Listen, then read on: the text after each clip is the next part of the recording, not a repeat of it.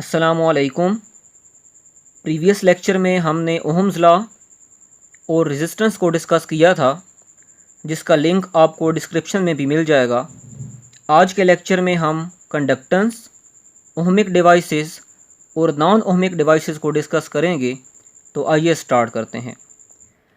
Conductance को हम तीन तरह से डिफ़ाइन कर सकते हैं। सबसे पहली डेफिनेशन है reciprocal of resistance is called conductance. अगर हम रेजिस्टेंस का रेसिप्रोकल ले लें तो वो हमारे पास कंडक्टेंस बन जाएगी। कंडक्टेंस को हम कैपिटल जी से शो करवाते हैं। अब इस रिलेशन से हमें पता चल रहा है कि जिस मेटल की रेजिस्टेंस ज़्यादा होगी उस मेटल की जो कंडक्टेंस है वो कम होगी। इसका मतलब ये है, रेजिस्टेंस ज़्यादा होने का मतलब कि उस मेटल में से जो करंट है वो कम फ़्लो करेगा, और जिस मेटल में से करंट कम फ़्लो करेगा, ज़ाहिरी सी बात है उसी मेटल की इलेक्ट्रिक करंट को कंडक्ट करने की जो सलाहियत है वो कम होगी। इसलिए हम कहते हैं कि जिस मेटल की रेजिस्टेंस हाई होगी उस मेटल के लिए कंडक्टेंस लो होगी। इसी तरह से जिस मेटल की रेजिस्टेंस हमारे पास कम होगी, इट मीन्स कि उस मेटल में से मैक्सिमम करंट फ़्लो कर सकेगा, और रेजिस्टेंस कम होने का मतलब ये है कि उसी मेटल के लिए जो कंडक्टेंस की वैल्यू है वो ज़्यादा होगी, यानी कि वो मेटल अपने अंदर से इलेक्ट्रिसिटी को कंडक्ट करवा सकेगी। अगर हम मेटल्स का कंपैरिजन करें तो हम देखते हैं कि सिल्वर एक ऐसी मेटल है जिसकी रेजिस्टेंस बहुत कम होती है, और अगर सिल्वर की रेजिस्टेंस बहुत कम है, इट मीन्स कि सिल्वर की जो कंडक्टेंस होगी वो बहुत हाई होगी। इसलिए सिल्वर जो है वो एक बेस्ट कंडक्टर है इलेक्ट्रिसिटी का। कंडक्टेंस की दूसरी डेफिनेशन को हम ओहम्स लॉ से लिख सकते हैं। Ohm's law V equals IR and we know that R is equal to 1/G। इस रिलेशन से अब अगर यहाँ पर R को रिप्लेस कर दें 1/G से, तो हमारे पास V बराबर आ जाएगा I/G, और यहाँ से अगर मैं G को सेपरेट करूँ यानी कि कंडक्टेंस को सेपरेट करूँ तो वो बराबर आ जाएगी current divided bye potential difference के। यानी कि कंडक्टेंस को हम इस तरह से भी डिफ़ाइन कर सकते हैं, conductance is the ratio of current to the potential difference. Third जो डेफिनेशन है कंडक्टेंस की वो ये है, the degree to which an object conducts electricity called conductance. कोई भी ऑब्जेक्ट अपने अंदर से कितनी इलेक्ट्रिसिटी को कंडक्ट कर सकता है, that property is called conductance. जो मटेरियल अपने अंदर से मैक्सिमम करंट अलाउ करेगा उस मटेरियल के लिए कंडक्टेंस की वैल्यू ज़्यादा होगी, रेजिस्टेंस की वैल्यू कम होगी, और जो मटेरियल अपने अंदर से बहुत जो है वो कम करंट को फ़्लो करवाएगा उस मटेरियल के लिए कंडक्टेंस की वैल्यू कम होगी, बट जो रेजिस्टेंस की वैल्यू है वो ज़्यादा होगी। अगर हम बात करें कंडक्टेंस के यूनिट की, तो इक्वेशन नंबर 1 से अगर आप देखें तो क्योंकि कंडक्टेंस बराबर है 1 रेजिस्टेंस के, और रेजिस्टेंस का यूनिट होता है ओहम, तो कंडक्टेंस का यूनिट हमारे पास बन जाएगा पर ओहम। और अगर आप इसको -1 पावर के साथ नहीं लिखना चाहते तो इसी को बिल्कुल रिवर्स करके लिख सकते हैं, मोहो, या कंडक्टेंस का जो यूनिट होता है दैट इज़ साइमन। तो पर ओहम लिख लें, मोहो लिख लें या साइमन लिख लें, ये तीनों के तीनों यूनिट्स जो हैं ये कंडक्टेंस के ही हैं। एक और यूनिट हम इस इक्वेशन से भी निकाल सकते हैं, कंडक्टेंस बराबर है current divided bye potential difference के।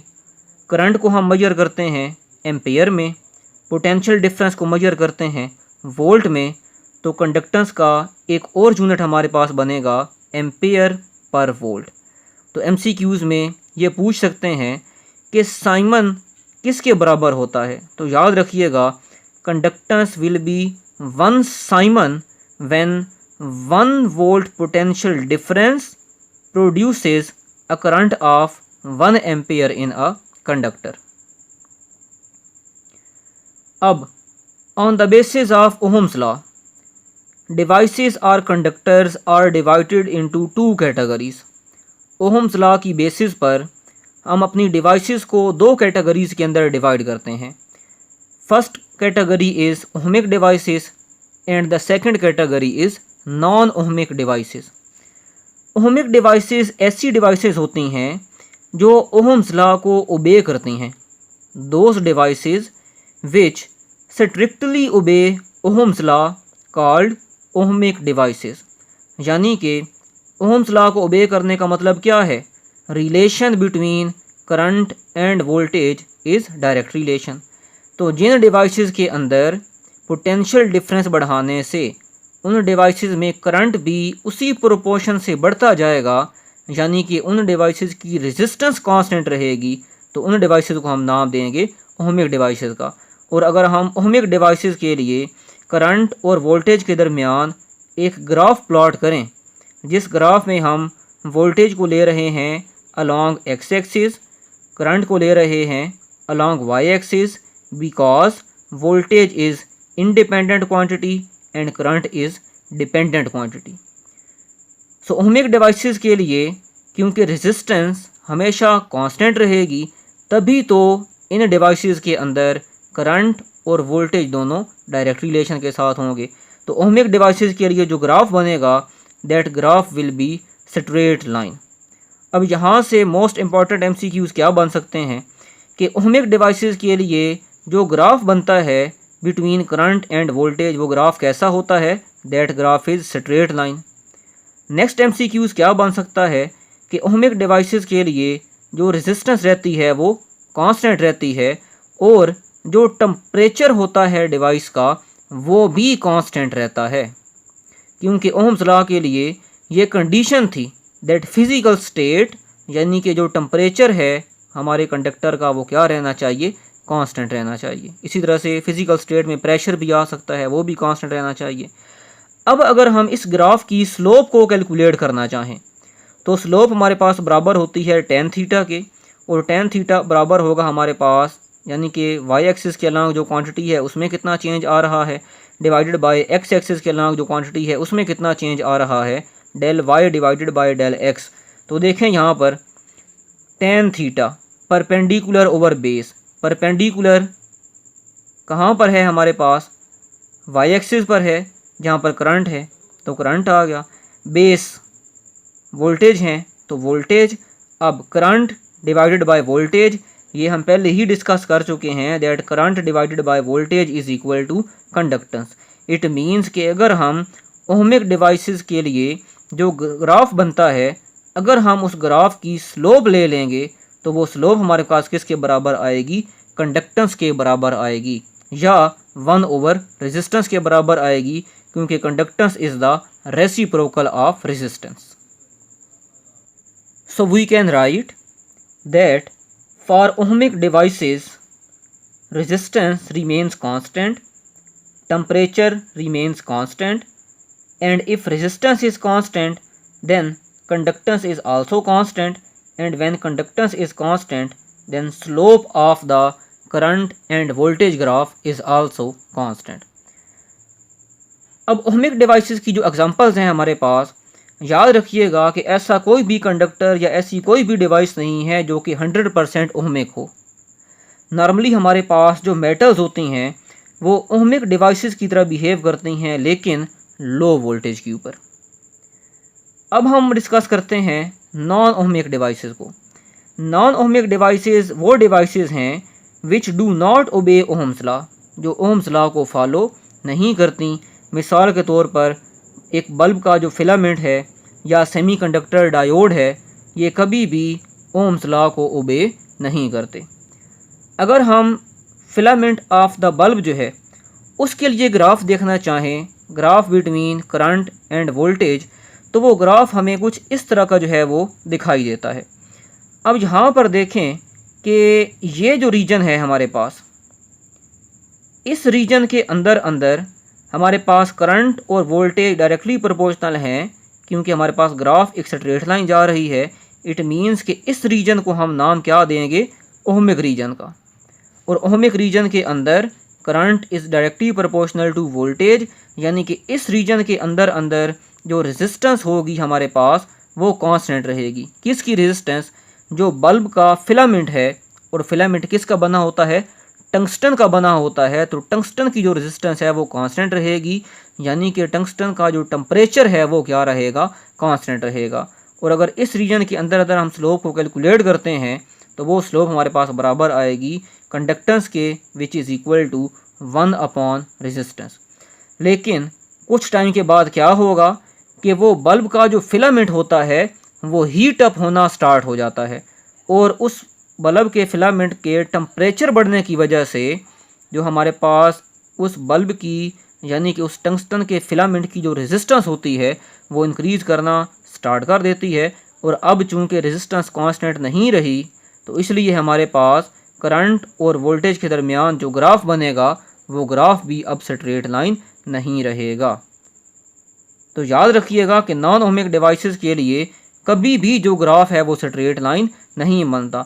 इनिशियली हमारी जो डिवाइस है वो ओम्स लॉ को फॉलो करेगी, लेकिन थोड़ा सा टाइम गुजरने के बाद वो नॉन ओहमिक रीजन के अंदर एंटर हो जाएगी। सो इन जनरल हम ये कह सकते हैं कि नॉन ओहमिक डिवाइसेस के लिए जो ओवरऑल ग्राफ की स्लोप रहेगी, that slope is not constant, and when slope is not constant it means conductance is not constant, and when conductance is not constant it means resistance of that non-ohmic device is not constant. Second जो device है हमारे पास that is semi conductor diode. Semi conductor diode को हम chapter number 18 में detail में discuss करेंगे। यहाँ पर जस्ट हम डायोड की जो ग्राफिकल रिप्रेजेंटेशन है, graph between current and voltage, उसको डिस्कस करेंगे। तो देखें, हम डायोड को फॉरवर्ड बाइस के अंदर ऑपरेट करवाते हैं।